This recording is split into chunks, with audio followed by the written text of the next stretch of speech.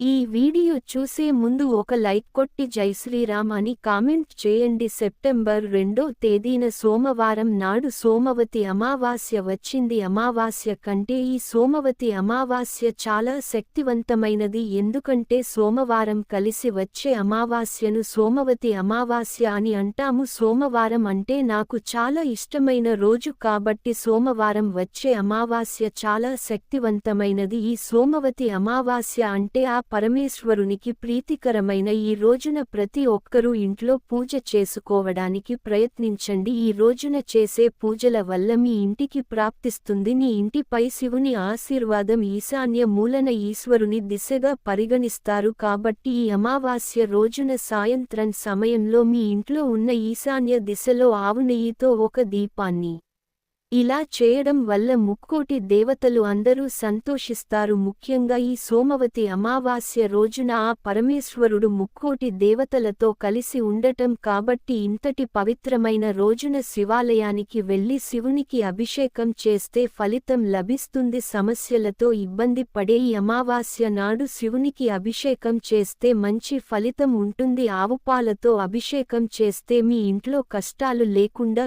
ఎప్పుడూ సుఖ సంతోషాలు ఉంటాయి. దానికి ఒక్కసారి వచ్చే ఈ సోమవతి అమావాస్య రోజున కొన్ని పనులు చేయడం వల్ల జన్మజన్మల తొలగిపోయి పడవచ్చని పండితులు చెబుతున్నారు. అది కొన్ని తప్పులు చేస్తే మాత్రం జీవితాంతం దరిద్రం వెంటాడుతుంది. కాబట్టి సోమవతి అమావాస్య రోజున మీరు జాగ్రత్త వహించడం చాలా ముఖ్యం. సోమవతి అమావాస్య రోజున ప్రతి ఒక్కరూ తీసుకోవాలి. అమావాస్య రోజు తీసుకుంటే తొలగిపోతుంది. జాతక దోషాలు అన్ని తొలగిపోతాయి. సోమవతి అమావాస్య రోజున మీ ఇంటి ముందు ఒక గుమ్మడికాయను కట్టుకోండి. గుమ్మడికాయ ఇంటి మహాలక్ష్మి స్వరూపం. మీ ఇంటి ముందు అయితే గుమ్మడికాయ ఉంటుందో ఆ ఇంట్లో కష్టాలే ఉండవు. అమావాస్య రోజున గుమ్మడికాయ కట్టుకుంటే మీ ఇంటికి చాలా మంచి జరుగుతుంది. మీ ఇంటికి ఒక గుమ్మడికాయను తెచ్చుకుని దానికి గంధం రాసి కుంకుమ బొట్లు పెట్టి మీ ఇంటి ముందు వేయండి. లేనివారు కట్టుకోండి. అలాగే అమావాస్య రోజున ప్రతి ఒక్కరూ నీ కాలికి నల్ల దారం కట్టుకోండి. అమావాస్య రోజున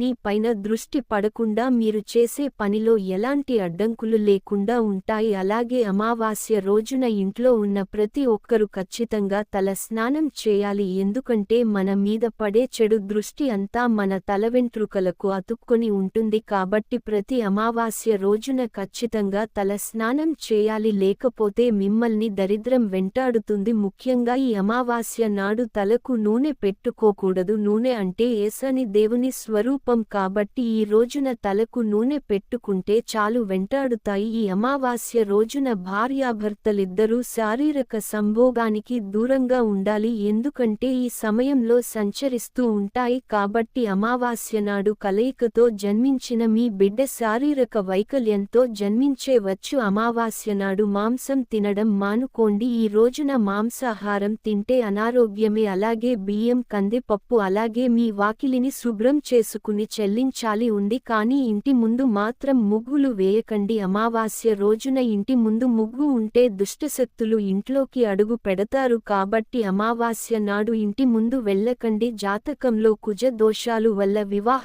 సమస్యలు ఉన్నవారు ఈ అమావాస్య రోజున ఆమెకు బెల్లం తినిపిస్తే జాతక దోషాలు అన్ని తొలగిపోతాయి.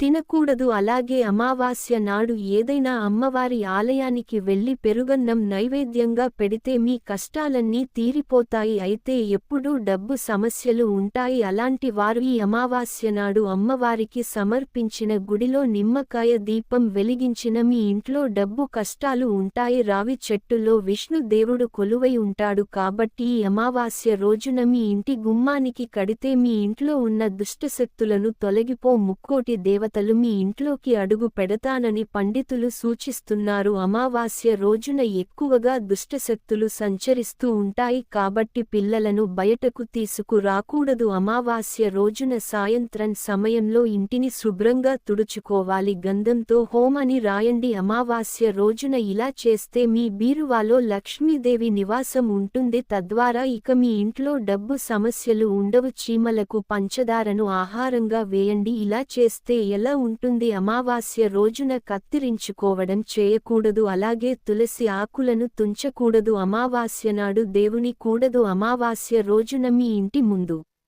జమ్మి చెట్టును నాటితే ఆ పరమేశ్వరుడు సంతోషించి మీ కోరికలన్నీ నెరవేరుస్తాడు. మీ కుటుంబ సభ్యులందరూ ఆయురారోగ్యాలతో అష్టైశ్వర్యాలతో వివిధ జిల్లాల అంటే ఈ సోమవతి అమావాస్య రోజున మహిళలందరూ రావి చెట్టుకు 108 ప్రదక్షిణలు చేస్తే మీ కుటుంబంలో ఎలాంటి సమస్యలు లేకుండా ఉంటాయి. అమావాస్య నాడు పేదలకు దానం చేస్తే చాలా మంచిది. ఈ రోజున చేసే పుణ్య ఫలాన్ని పొందవచ్చు. ఈ వీడియో మీకు నచ్చితే లైక్ సబ్స్క్రైబ్ చేయండి.